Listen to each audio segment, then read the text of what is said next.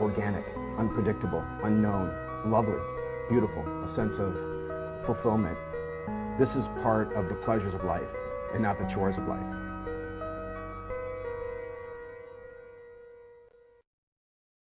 Thanks for tuning in to Daily Iowan TV, your latest on your news, sports, and weather from the Daily Iowan. I'm Adam Lacey, joining you inside the Daily Iowan newsroom, and here's your latest news. University of Iowa radiologist Professor Mark Jewig's hearing, which was supposed to be Thursday, is being pushed back to Friday after one of the panel members missed his flight in Texas. Jewig's job is now on the line after he's being charged with abusive behavior towards colleagues, which has been going on for several years through emails. On Friday, the panel will hear testimonies from College of Medicine Associate Dean and 2 members of the University Iowa Threat Assessment Team. After Friday, the panel will then come to a conclusion and send that on to President Sally Mason, who will have the final say in the hearing. And the University of Iowa students will soon be able to use their ID cards to get access to buildings around campus. Daily Iowan TV reporter Stephanie Cardenas takes a look into this new technology. The changes made to the Iowa One card are more than just a simple image change. Smith tells us how the changes to the card have been added over time. 5 years ago, we initiated a contract with the University Credit Union to add banking functionality to the card, the University ID card, for the first time. That was a 5-year contract, and at that time we issued new cards and had a push for recarding. That contract ended December 31st of this last year. What is the bank that students and faculty have now access to with their card? In partnership with Hills Bank and Trust that started at the beginning of this year. A different bank is not only one of the biggest changes that has been made. So what is the additional feature that has been added? Had a opportunity to bring Prox card functionality to the ID card and combine that functionality. Currently, some folks on campus have a separate Prox card for door access, and we want to combine that into the one card. And I asked students and faculty what they think of the new Iowa One card. I like the fact that it hooks up with the Hills Bank, so I can use it as a bank card, and hopefully the access will be easier now to the gym because my other card, I think, was just worn out. And if you still do not have your new Iowa One card, there is no fee to upgrade from your old one. Stephanie Cardenas for Daily Iowan TV.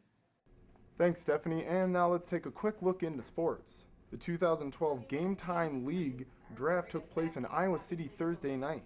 Daily Iowan TV sports reporter Nick Fetty was there to find out who got the coveted first draft round pick. 7 Iowa players were selected with the first 7 picks in Thursday night's Game Time League draft, and Iowa sophomore to be Sam Logic was the first overall pick. I think all 4 of us were probably going to take Sam first, because Morgan is arguably the only player that you could say is as accomplished a player as she is, and she's not 100%.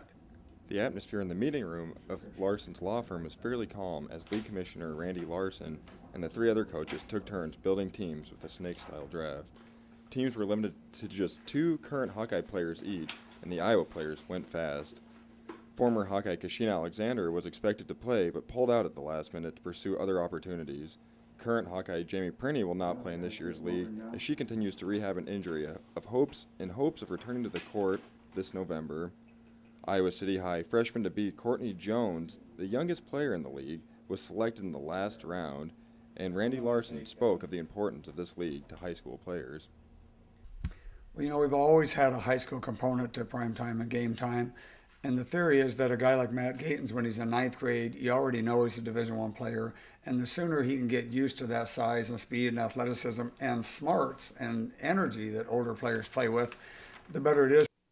Sam Logic, Bethany Doolittle, Morgan Johnson, and Tricia Nesbitt were picked first round, and incoming freshman Hawkeye Callie Peschel was selected with the 5th overall pick. Tiara Taylor and Melissa Dixon were selected with the 6th and 7th picks, and 12th pick Kayla Timmerman and 20th pick Catherine Thomas rounded out the Iowa players selected in the 2012 Game Time League draft. The 2012 Game Time League season begins Wednesday, June 20th at the North Liberty Rec Center.